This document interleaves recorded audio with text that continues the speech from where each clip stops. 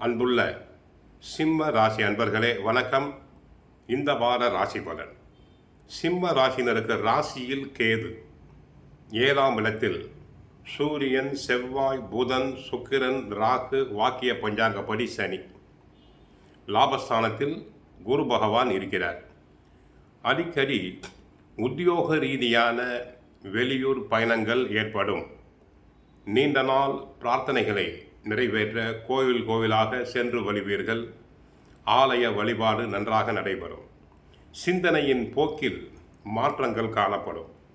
சமூக பணிகளில் ஈடுபாடுகள் அதிகரிக்கும். உடன் பிறந்தவர்களின் ஒத்துழைப்பான சூழ்நிலை தங்களுக்கு ஏற்படும்.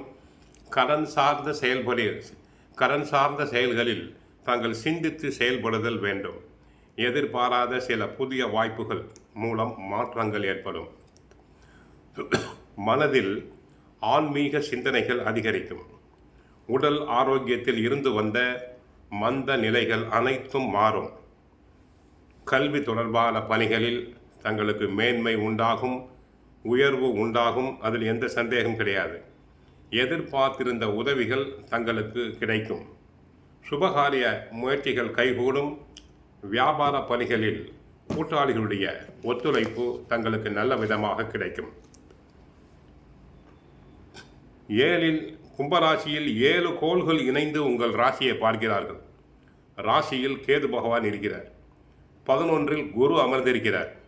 உங்களுக்கான முன்னேற்றத்தை வழங்குவதற்கு இது ஒன்றே போதும். புதிய தொடர்புகள் இந்த கிரக நிலையால் உருவாகும். நண்பர்கள் கிடைப்பார்கள்.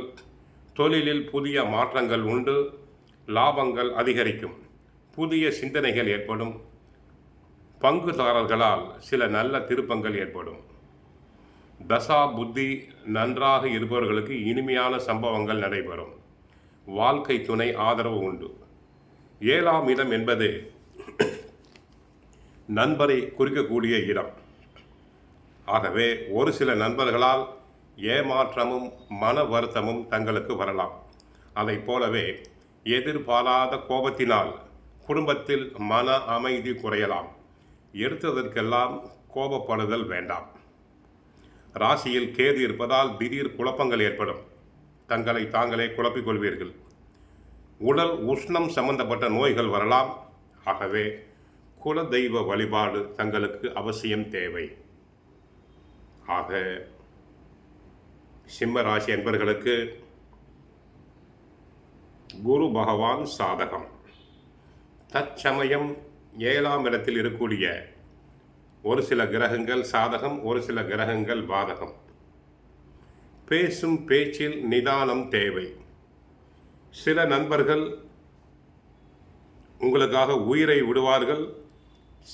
சிலர் உங்களுடைய உயிரை எடுப்பார்கள். ஆகவே பழகும் நண்பர்களிடம் எச்சரிக்கை தேவை. கோவிலுக்கு சென்றால் சிவபெருமானை வழிபடுங்கள். வாழ்க வளமுடன், மங்களம் உண்டாகட்டும்.